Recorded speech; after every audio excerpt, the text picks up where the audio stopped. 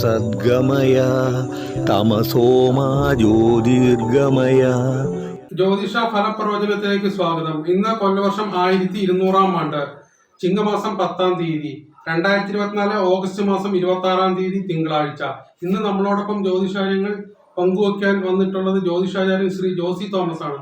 അദ്ദേഹത്തെ ഹാർദവമായി സ്വാഗതം ചെയ്യുന്നു. ചോദ്യങ്ങളിലേക്ക് കടക്കാം. ജമ്മു കാശ്മീർ നിയമസഭാ ഇലക്ഷൻ 2024 സെപ്റ്റംബർ 18 മുതൽ ഒക്ടോബർ 1 വരെ നടക്കുകയാണല്ലോ. ഈ നിയമസഭാ ഇലക്ഷനിൽ ജമ്മു കാശ്മീരിൽ ഏത് മുന്നണി അധികാരത്തിൽ വരും? ഒന്ന് വിശദീകരിക്കാമോ? നമസ്കാരം. ഇന്ത്യ രാജ്യത്തിൻ്റെ വടക്കേ അതിർത്തിയിൽ സ്ഥിതി ചെയ്യുന്ന ജമ്മു കാശ്മീർ എന്ന പ്രദേശം താഴ്വാരങ്ങളും തടാകങ്ങളും പ്രകൃതി രമണീയമായ പച്ചപ്പ് വിരിച്ചു നിൽക്കുന്ന മലമടക്കുകളും മഞ്ഞുമലകളും ഒക്കെ കൊണ്ട് പ്രകൃതി രമണീയമായ ഒരു വലിയ പ്രദേശം. അങ്ങ് വടക്കു ഭാഗത്ത് ചൈനയും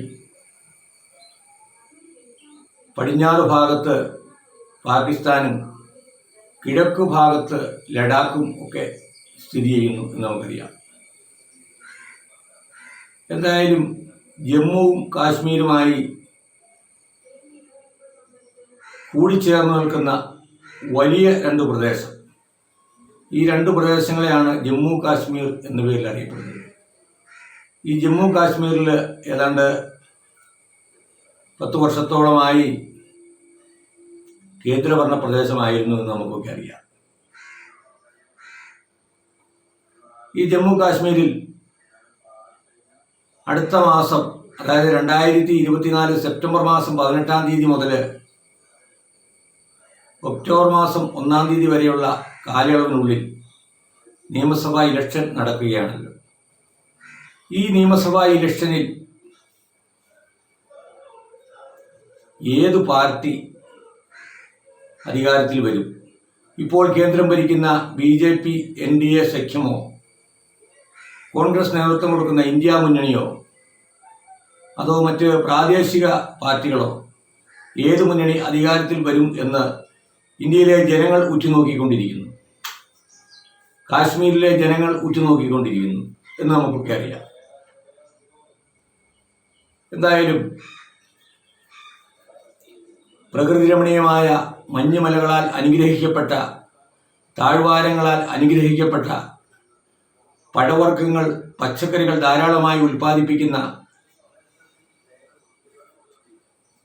തണുപ്പ് തിങ്ങി നിറഞ്ഞു നിൽക്കുന്ന പ്രദേശം ഈ ജമ്മു കാശ്മീർ.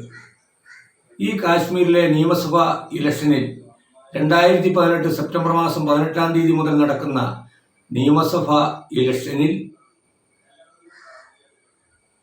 ഏറ്റവും വലിയ കക്ഷിയായി അവിടുത്തെ പ്രാദേശിക പാർട്ടി തന്നെ വരുവാനുള്ള സാധ്യത കാണിക്കുന്നു. രണ്ടാമത്തെ വലിയ കക്ഷിയായി BJPയും, 3-ാം സ്ഥാനത്ത് കോൺഗ്രസും വരുന്നതായിട്ട് ജ്യോതിഷ ഫലം വെളിപ്പെടുത്തുന്നു.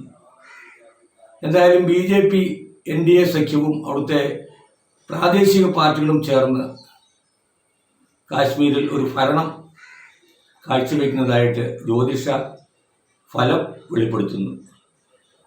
എന്തായാലും കാശ്മീരിൽ സമാധാനമുണ്ടാകട്ടെ, കാശ്മീരിലെ ജനങ്ങൾക്ക് നീതി ലഭ്യമാകട്ടെ, ജമ്മു കാശ്മീരിൽ ജനാധിപത്യം കാത്തു സംരക്ഷിക്കപ്പെടട്ടെ എന്ന് നമുക്ക് ആഗ്രഹിക്കാം.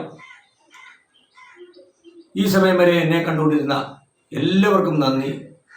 മറ്റൊരു വീഡിയോയുമായി നമുക്ക് വീണ്ടും കാണാം, കണ്ടുമുട്ടാം. നന്ദി, നമസ്തേ.